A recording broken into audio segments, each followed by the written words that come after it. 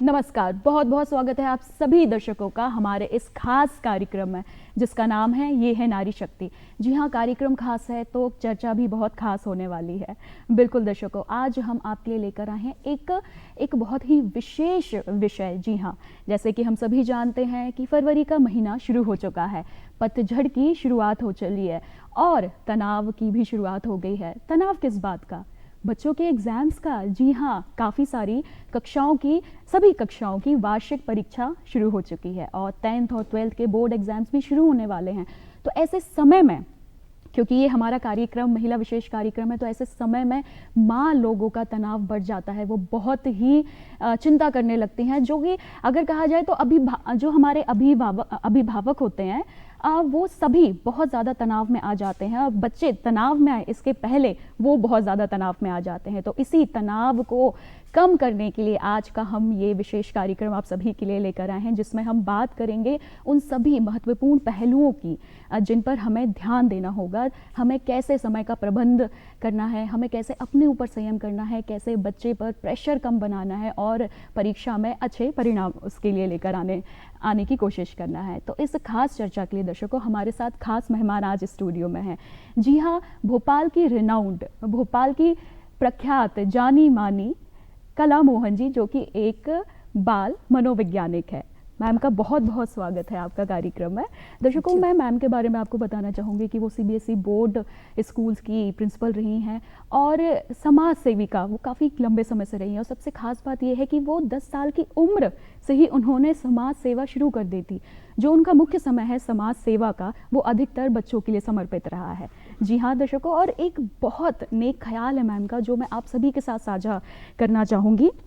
Ma'am का ये नेक ख्याल, जो उनका मोटिव है जीवन का, वो ये है to create a world for happy childrens, यानी बच्चों के लिए एक खुशहाल संसार, खुशहाल बच्चों का एक संसार। कितनी खूबसूरत सी बात है। तो आइए मैम से सबसे पहले मैं ये जानना चाहूँगी कि मैम, ये जो इतना खूबसूरत सा आपका ख्याल है, ये शुरू से आपके मन में रहा है या फिर ये कार्य करते करते ये विचार आपके मन में आया? जैसे मैंने कहा, पहले बताया आपको कि 10 वर्ष की उम्र से समाज से जुड़कर काम किया। तो शुरुआत तो एडल्ट लिटरेसी ड्राइव के साथ हुई थी, लेकिन धीरे धीरे उसी समय ट्यूशन्स वगैरह लेना शुरू कर दिया था।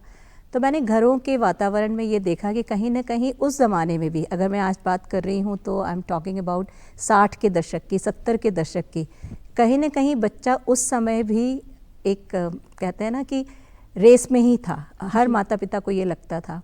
तो कैसे हम उन्हें ऐसा वातावरण निर्मित करके दें कि वो खुश रहे, क्योंकि आप एक पैदा नवजात शिशु को कभी गोद में लेकर देखिएगा, वो निश्चल भाव, वो एक पवित्र जो चेहरा बच्चे का होता है, इस दुनिया में आने के बाद ऐसा हम क्या करते हैं कि वो धीरे धीरे यहाँ के झंझावातों में हम उसको फंसा देते हैं या वो फंसने लगता है और उसके बाद धीरे धीरे उसकी जो एक मासूम हंसी वो कहीं खो जाती है। तो क्यों ना हम सब मिलकर, जो कि संभव है, जब नवजात शिशु आया था तो वो अपने साथ कुछ लेकर नहीं आया था, हमने उसे बहुत कुछ दे दिया। तो यहाँ हम कुछ नियंत्रण कर सकते हैं, कुछ संयम रख सकते हैं, धैर्य के साथ बच्चे की परवरिश कर सकते हैं और उसे एक खुशहाल वातावरण दे सकते हैं, ताकि बच्चे को कहीं ये न लगे कि जीवन एक बोझ है। जीवन एक सरल प्रक्रिया है, इससे मुझे गुजरना है जैसा मेरे माता पिता गुजर रहे हैं। कितना खूबसूरत विचार, कितनी सहजता से मैम ने इस प्रश्न का उत्तर दिया और कितनी सहजता से ये बात हमें समझा दी कि बच्चा आता तो इस जीवन में एकदम खाली पतीले की तरह है, जो कुछ भी हम उस पतीले में भर दें वही उसका जीवन बन जाता है। इसलिए हमें बहुत ध्यान इन बातों का रखना है। तो चलिए हमारे विषय पर आते हैं। मैम, जैसे कि एग्ज़ाम्स का समय आ गया है, बच्चों ने लेना शुरू कर दिया है और उनसे भी ज़्यादा अभिभावक उस प्रेशर में हैं।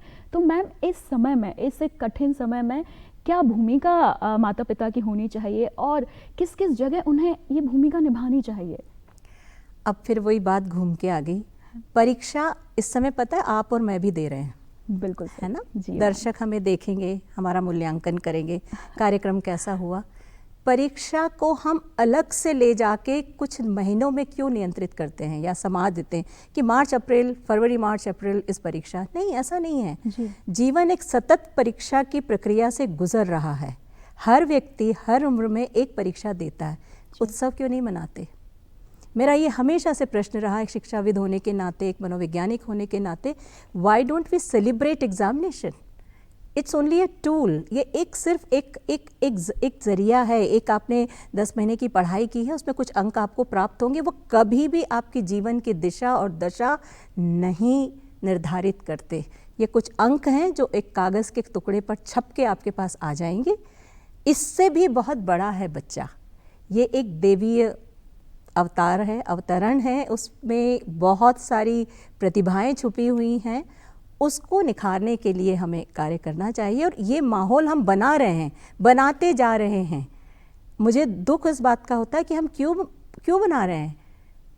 ये जैसे ही जनवरी फरवरी का महीना शुरू होने लगता है, घरों में माएँ सबसे पहले क्या करती हैं, मेहमानों को कॉल करने लगती हैं, देख पिछले साल तक तो सब ठीक था, इस बार ना मुन्ना 10वीं की परीक्षा दे रहा है, तुम अपना कार्यक्रम बाद में करना, इन्हें अगर आना भी चाहती हो तो मत आ। मेहमान आना बंद, मम्मी का जाना बंद, बच्चे का खेलना बंद।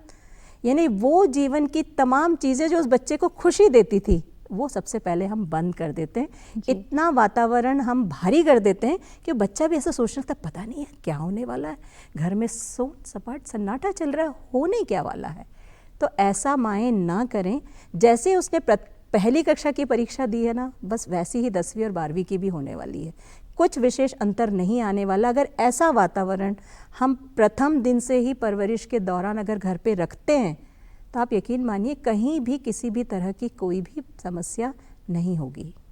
बहुत कितना दर्शकों, कभी आपने सोचा, इस बात पे ध्यान दिया कि जो आप कर रहे हैं वो बच्चे के लिए नॉर्मल नहीं है। सारी चीज़ें जो अभी काफ़ी लंबे महीनों से चली आ रही थी, अचानक से बंद, हम कभी ध्यान भी नहीं देते और हम सोचते हैं ये सही तरीका है, लेकिन कहीं ना कहीं ये सही तरीका नहीं है। ये बच्चे के मानसिक स्तर पे काफ़ी गहरा प्रभाव डाल रहे हैं, और जो कि इसे नहीं कहा जाएगा कि पूरी तरह सकारात्मक प्रभाव है।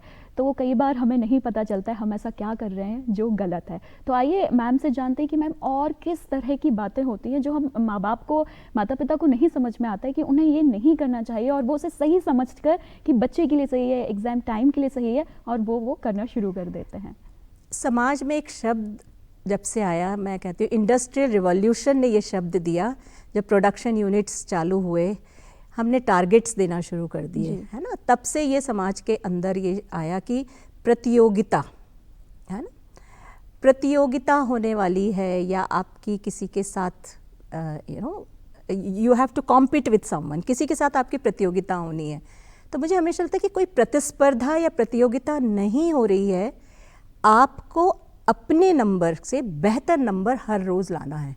ये अगर हम बच्चे से कहें और शब्द को बदलें, अनुस्पर्धा की बात करें घर पर भी कि बेटा बहुत अच्छी तैयारी कर रहे हो आप, मैंने देखा आप मेहनत कर रहे हो। घर में पूरे टाइम हम ये कहें कि मेहनत कर रहे हो, मेहनत के लिए आप उसको अवसर प्रदान करें, उसके स्ट्रैटेजाइज करके दें, उसको गोल्स बना के दें, टारगेट्स बना के दें, टाइम टेबल बना के दें। ये सब में माता पिता मदद कर सकते हैं बच्चे के साथ मिलकर कि चल क्या नहीं समझ में आ रहा, चल बैठ के करते हैं। सबसे पहले तो ये बता कि कौन सी ऐसी चीज़ें हैं जो तुझे करनी है, वो है उसकी हॉबीज़, उसका इंटरेस्ट, उसके लिए कितना टाइम चाहिए। आजकल सोशल मीडिया है, बच्चों के पास मोबाइल है, चलो उसके लिए कितना समय चाहिए, पढ़ाई कितने विषय हैं, कितना समय चाहिए। तो उसके साथ बैठकर जब हम एक पूरी एक स्ट्रक्चर प्लान कर लेते हैं और उससे कहते हैं कि अब साइन करो, ओनरशिप लो कि ये जो तुमने बनाया है इसमें मैं साक्षी हूँ, मेरी गवाही है, बनाया तुमने है, तुमसे पूछ के बनाया है। तो बच्चा यहाँ से रिस्पॉन्सिबिलिटी लेता है, अकाउंटेबिलिटी लेता है, अपनी जिम्मेदारी समझता है कि ये मैंने बनाया है। तो वो जितनी भी आधे घंटे का टाइम हो गया वो अपने आप रख देगा। लेकिन ये कुछ तो हम शुरू से नहीं करते। अचानक से 10वीं की परीक्षा, 9वीं की परीक्षा, जैसे जैसे कक्षाएं बढ़ती जाती है, हम घर में वातावरण ऐसा, या आप क्लास 1 से आज बच्चे के साथ डिस्कस करिए ना, क्यों नहीं उसको आदत में लेकर आते कि जब जब आपको रोज़ पढ़ना है, रोज़ पढ़ाई करनी है, आखिरी वक्त में क्यों पढ़ना है। तब तो हम भी नहीं ध्यान देते, हम भी अपनी पार्टी, तीज, त्योहार सब कुछ करते चले जाते हैं, और आखिरी में हम बच्चे के ऊपर इतना सारा वातावरण ऐसा क्रिएट कर देते कि पिछली बार से अच्छे नंबर तो आने ही हैं और फलां से तो और अच्छे आने ही हैं। बच्चा आपकी किटी पार्टी का एक विषय नहीं है, ये आपकी समाज में या कम्युनिटी में बात करने का एक विषय नहीं है।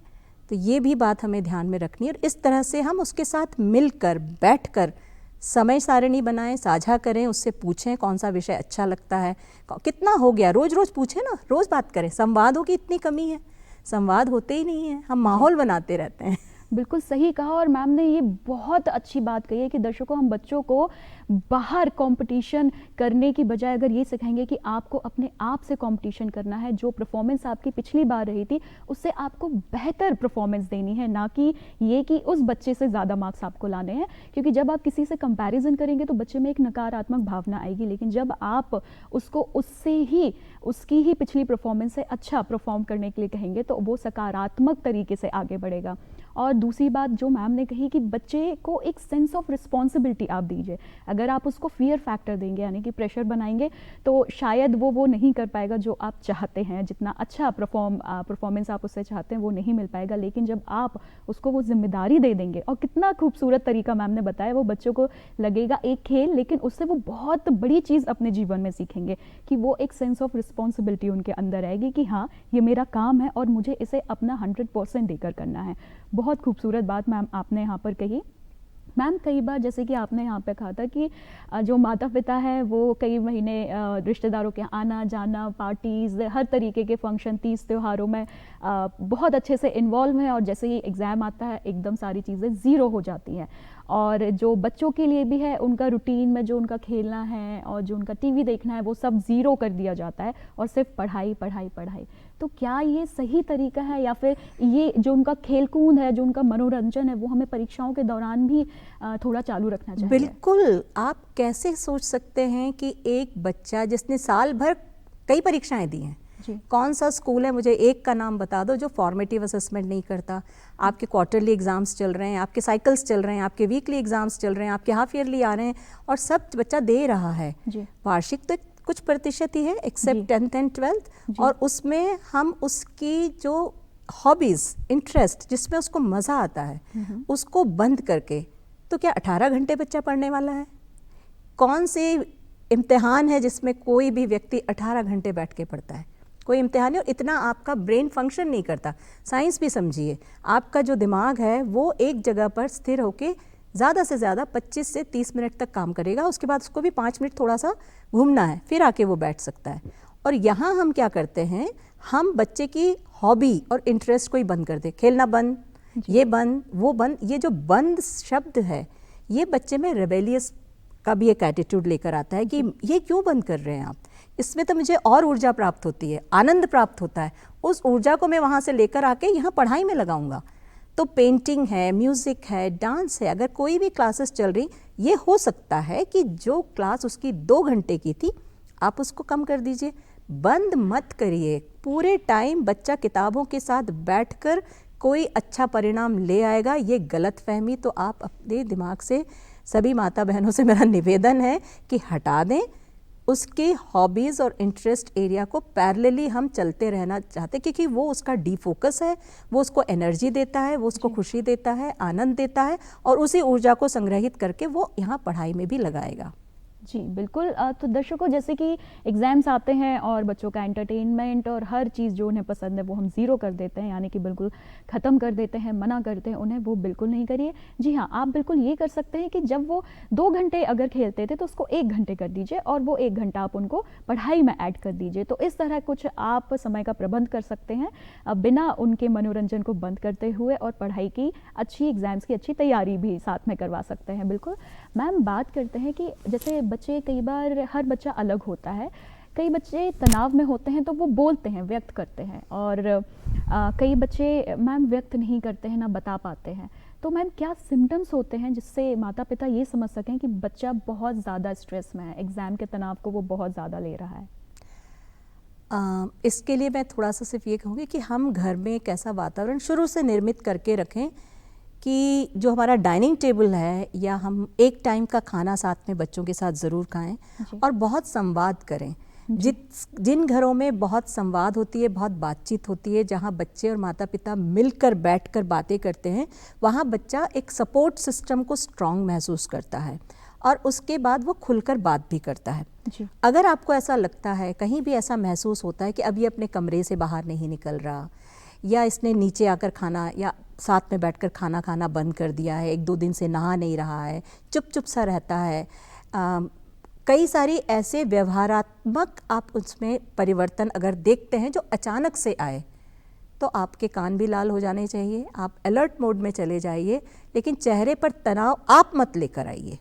आप फिर जाकर कंधे पर हाथ रखिए, बच्चे से प्यार से पूछिए कि मम्मी या पापा कहाँ आपकी मदद कर सकते हैं, और आप बिल्कुल चिंता मत करिए, हम आपके साथ हैं।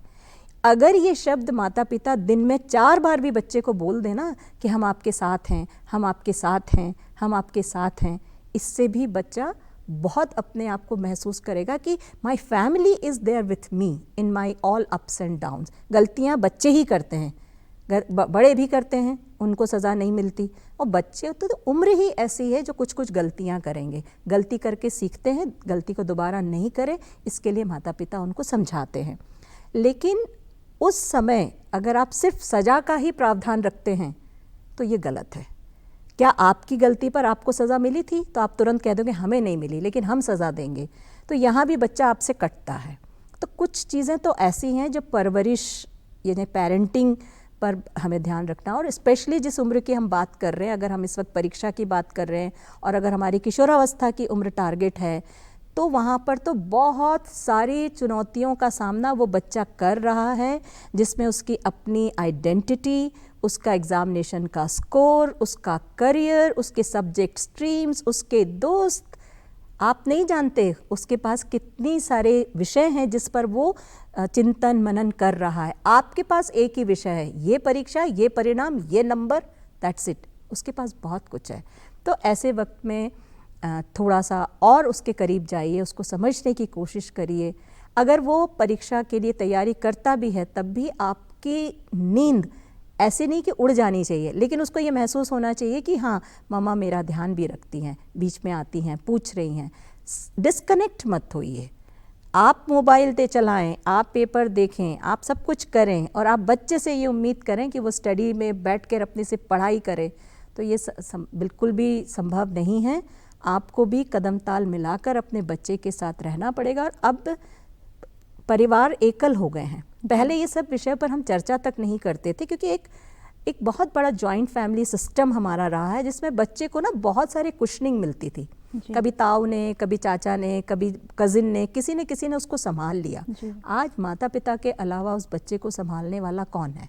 तो बहुत ज़रूरी है धैर्य, संयम और ऑल इज़ वेल पूरे टाइम अपने आप को बोलते रहें, और उसके बाद बच्चे के पास जाएं, उससे संवाद करें, उससे बात करें, और थोड़ा सा भी कहीं अगर आपको ज़रूरत महसूस होती है तो आप प्रोफेशनल्स की मदद लेने में हिचकिचाएं नहीं।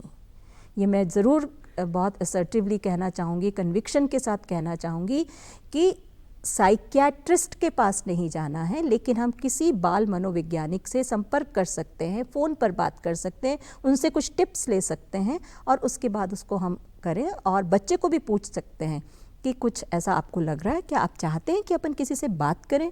तो आप सभी जानते हैं इस शहर में या तमाम शहरों में आजकल मनोवैज्ञानिक भी बहुत हो गए हैं, तो आप किसी एक्सपर्ट की मदद भी ले सकते हैं। लेकिन हमेशा बच्चे से ये ज़रूर कहें, रीएश्योर करिए। रीएश्योर करना बहुत ज़रूरी है। बच्चे को ऐसा लगना चाहिए कि सिर्फ पैदा नहीं किया है, माता पिता मेरा एक सपोर्ट सिस्टम है, मेरी ताकत है, मेरे लिए सब कुछ है, मैं इनका, ये वाला एक रिश्ता अगर हो तो मुझे ऐसा लगता है कि कहीं भी कोई तकलीफ़ होनी नहीं चाहिए। जी, बहुत अच्छी बात मैम ने कही कि देखिए कोई भी समस्या ऐसी नहीं होती जिसका कोई समाधान ना हो, सिर्फ उस परेशानी की तरफ हमारा रवैया कैसा है, इस बात पर गौर देना बहुत ज़रूरी है। और मैम जो आज के समय में जो सबसे बड़ी चुनौती है माता पिता के सामने, वो है मोबाइल फ़ोन्स। बच्चों को उससे दूर भी नहीं रख सकते, लेकिन सबसे ज़्यादा समय उसी चीज़ में बच्चे अपना गंवा रहे हैं। उसको मैम पेरेंट्स कैसे डील करें इस समस्या को? मैंने शायद कई मंच पर ये बात कहती थी कि कौन लेकर आया ये मोबाइल घर पर कौन लेकर आया? चलो ठीक है, मैं लेकर आई, किस उम्र में दिया गया जी, है ना? ये चीज़ें भी ध्यान में होनी चाहिए। समय बदल रहा है। सोशल मीडिया में किस उम्र में अंदर जाना चाहिए? 14? आपका 9 साल के बच्चे का तो अकाउंट आपने खोल के दे दिया जी। इंस्टा पे तो रील आप बना के डाल रहे, तो अब उसको इस चीज़ की इतनी आदत हो गई है, तो तो ये सब चीज़ें हम जब भी कोई चीज़ उसको कोई वस्तु ला कर देते हैं तो आपका उस वक्त प्रोटोकॉल क्या था, क्या समझाया उसको, क्या समझा कर दिया गया, कितने समय वो लेगा, कितने समय वो रहेगा। आप डिजिटल सिटीजनशिप के बारे में क्या समझाते हैं अपने बच्चों को, क्या ये हमने उसको एजुकेट किया? हमने हैंड ग्रेनेड है ये 7 साल तक तो बच्चे के हाथ में होना ही नहीं चाहिए, क्योंकि जिसने इसको बनाया वो तो अपने बच्चों को नहीं दे रहा, आपको दे दिया, आप कचरा उठा लाए, उठा के आपने सब बांट लिया, रख लिया, सबके पास एक एक है। तो ये कितने ही घर ऐसे हैं, कितने ही माता पिता ऐसे हैं, मैंने देखे हैं अपने आंखों से, मेरे अपने घर में भी मैंने देखा है। ये आ गया था लेकिन बच्चे को नहीं दिया गया, और बहुत कलेक्टिव रिस्पॉन्सिबिलिटी घर में सबने ली कि ये कुछ नियत समय के लिए इसके पास होगा, नहीं तो आप डेस्कटॉप पर करिए जो भी आपको करना है, आपकी आंखों के लिए अच्छा है, आपके ब्रेन के लिए अच्छा है, सब चीज़ के लिए अच्छा है। रेडिएशंस के जो अभी हम इफ़ेक्ट्स देख रहे हैं वो सब कारण ही ये है कि नवजात शिशु की रील बना बना के आजकल माताएं डाल देती हैं। कभी ये नहीं सोचती कि ये काम आप कैमरे से भी कर सकते थे, हम इसी से करते हैं। तो कहीं ना कहीं किसको समझाएं? तो बच्चे, और सारा गुनाह बच्चे का हो जाता है जी। ये गलत है। यहाँ भी आप जिम्मेदारी लीजिए कि हाँ मेरे से गलती हो गई, मैंने समय से पहले अपने बच्चे को ये लाकर दे दिया और मैं इसका समय निर्धारण नहीं कर पाई, मैं इसको समझा नहीं पाई, मैं इसको एक डिसिप्लिन मैनर में नहीं बता पाई कि इसका समय यहाँ से इतने बजे तक, और मैं उसके साथ ये भी नहीं देख पाई कि मुझे भी बताओ तुम क्या क्या करते हो उसके अंदर। एक ओपन डिस्कशन, एक ट्रांसपेरेंट रिलेशनशिप, ये बिल्कुल मैं मानती हूँ कि आसान नहीं है, लेकिन मैं ये कभी नहीं कहती कि ये हो नहीं सकता। ये हुआ है, हो रहा है, और बच्चे कर रहे हैं क्योंकि माता पिता ने शुरू से वैसा एक संबंध बना के रखा हुआ है। किसी के देखा देखी में नहीं हो सकता। मैं आपको एक केस स्टडी भी बताना चाहूँगी कि अभी रिसेंटली मैंने देखा कि क्योंकि मेरे स्कूल में सभी बच्चों के पास हैं, क्या है तो मोबाइल नहीं, बाइक है। किस उम्र में है? 13 साल की उम्र में है। तो मैं भी दिलाऊं? नहीं, सोचना पड़ेगा आपको। उसने दिलाया, वो उनकी नियति, वो उनका विधान, वो उनका नतीजा, उनका, आपका कैसे वही हो सकता है? तो ये कहीं ना कहीं हम एक स्टेटस सिंबल के लिए भी कर रहे हैं। बच्चे को समझा ही नहीं पा रहे हैं कि क्या चीज़ उसके लिए ज़रूरी है जी।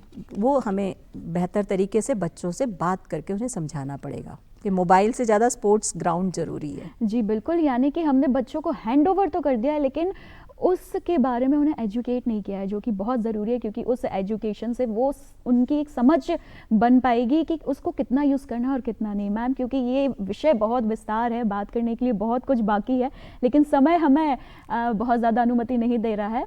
तो मैम, जाते जाते मैं चाहूँगी कि जो माता पिता हैं, खासतौर से माएँ, उनके लिए आप क्या मैसेज देना चाहेंगी इस समय में? वो कैसे संयम रखें, कैसे बच्चे और अपने बीच तालमेल बिठा पाए? मैं सिर्फ एक बात ज़रूर कहना चाहूँगी कि एक थंब रूल घर में बनाइएगा कि जब भी कोई एडवाइस देनी है, जब भी आपको कुछ उसको कहना है, वो हमेशा प्राइवेट में करें, और जब उसे अप्रिशिएट करना है तो उसे पब्लिक में करें। कभी भी किसी के साथ अपने बच्चे की कंपैरिजन नहीं करें। अपने आप में एक यूनिक पर्सनालिटी आपके घर में है, उसके अंदर छिपी हुई तमाम प्रतिभाओं को आप निखारने का अवसर उसको दें। 21वीं सदी का बच्चा है, जीवन में कुछ न कुछ तो बन ही जाएगा। बहुत खूबसूरत बात मैम ने कही। और दर्शकों, हमें सिर्फ इन छोटी छोटी ही बातों का ख्याल रखना है, और बस देखिए चीज़ें कितनी आसान हो जाएंगी जो हमें बहुत कठिन लग रही हैं कि हम कैसे तालमेल बिठाएं बच्चे और अपने तनाव के बीच। बहुत बड़ी समस्या नहीं है, बस छोटी छोटी बातों का ध्यान रखिए। बच्चों की भावनात्मक स्तर, भावनात्मक रूप का भी आपको ख्याल रखना है। उनके शारीरिक पर भी, उनके शारीरिक स्वास्थ्य पर भी आपको ध्यान देना है। और बस इन छोटी छोटी चीज़ों पर जब आप ध्यान देंगे तो देखिएगा कितना सरल हो जाएगा इस तनाव का सामना करना। मैम, बहुत बहुत धन्यवाद स्टूडियो में आने के लिए और अपना समय आज के हमारे इस कार्यक्रम में देने के लिए। दर्शकों, जो हमारी नई शिक्षा नीति है 2020 में, उसमें भी जो मुख्य केंद्र है वो यही है कि बच्चों के शिक्षा का उद्देश्य यही है, लक्ष्य यही है कि बच्चों का संपूर्ण विकास पे सबसे ज़्यादा ध्यान दिया जाए और उन्हें तैयार किया जाए कि वो अपने जीवन में हर प्रकार की, सिर्फ एग्जाम्स के तनाव की नहीं, हर प्रकार की चुनौतियों का सामना करने के लिए सक्षम रहें। तो दर्शकों, उम्मीद करती हूँ कि आज का हमारा यह कार्यक्रम आप सभी के लिए बहुत पसंद आया होगा। अगले अंक में आपसे फिर मिलेंगे एक नए विषय के साथ। मुझे अनुमति दीजिए। नमस्कार।